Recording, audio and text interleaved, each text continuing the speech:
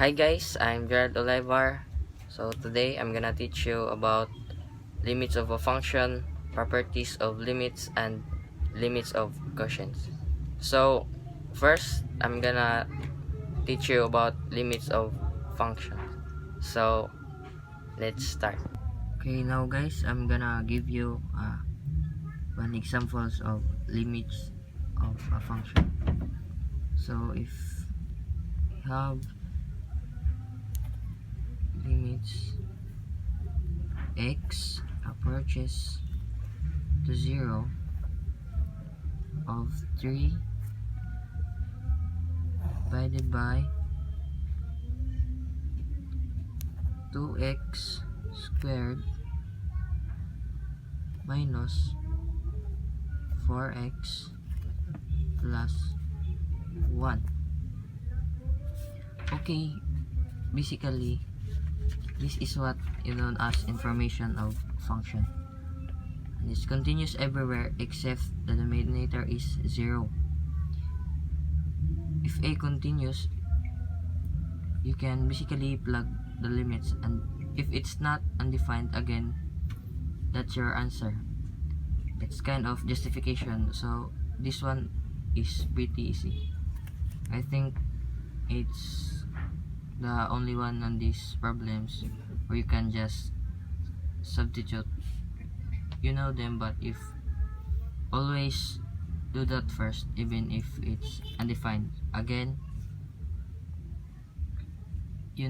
depending on the form I get, it tells me maybe some different thing to try. Okay, so if I plug if I plug 0, we'll have 2 times 0 squared minus 4 times 0 plus 1. Well, in this case, I'm simplify going to be left with 3 in the numerator. The first two terms are going to be 0. First two terms is going to be 0. So I have a 1 left over. So I have 3 divided by 1. This is 3 divided by 1, or 3. And that's the example of limits of a function. And then we gonna discuss the second, the properties of limits. Now let's talk about how to evaluate limits using properties of limits. For example, let's say that the limits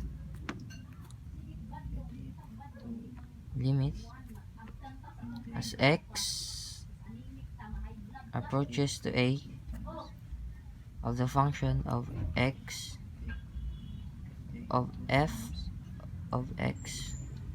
So let's say that's equal to 4, and the limits x approaches to a of a function g of x. So let's say this is equal to negative 3. So using that information, what is the limit as x approaches a? X approaches a for f of x.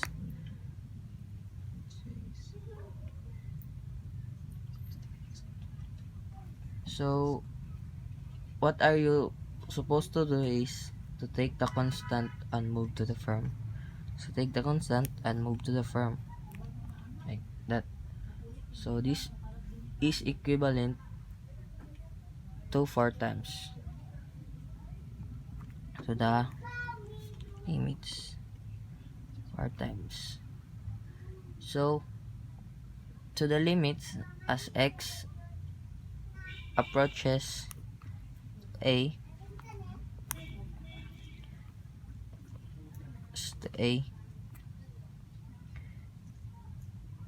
of f of function of x of function of f of x. So instinctively, you know, it's just 4 times 4 is 16. But if you want to show your work, this is how you should write it. Now we can replace this expression with this value because that what is equal to, and so it is 4 times 4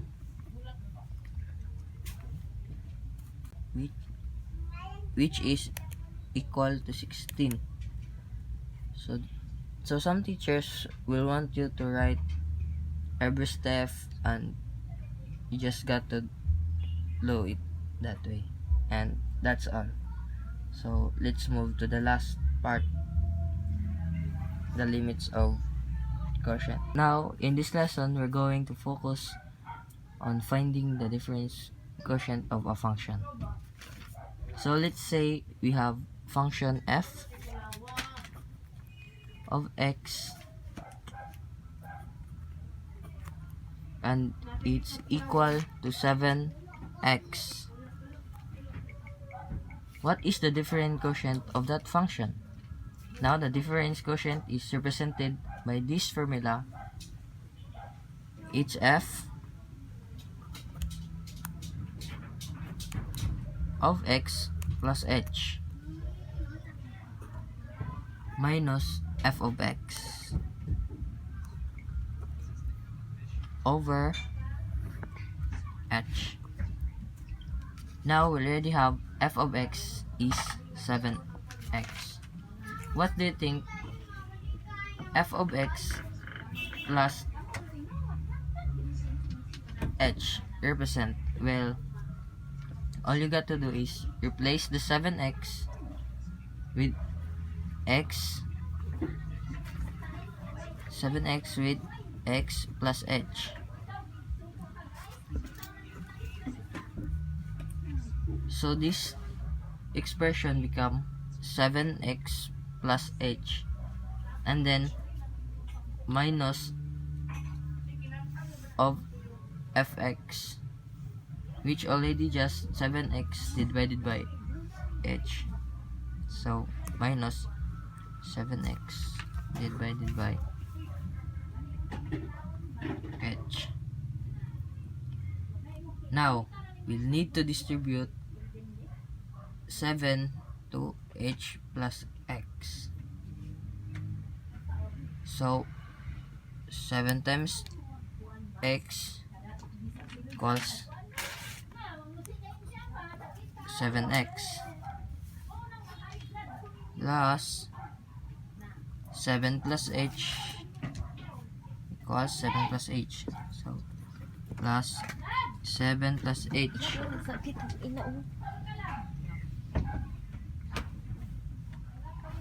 So we're gonna have plus 7 plus h, and then minus the 7x minus the 7x. That was already there, so 7x minus 7x, those two will be cancelled. 7x times 7x will be cancelled.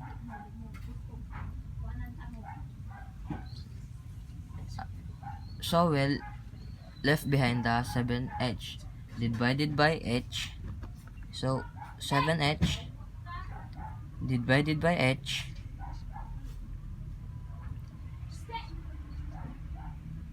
and h divided by h. So 7 is the one left behind. Okay guys, this is the answer. So the difference quotient of 7x is 7.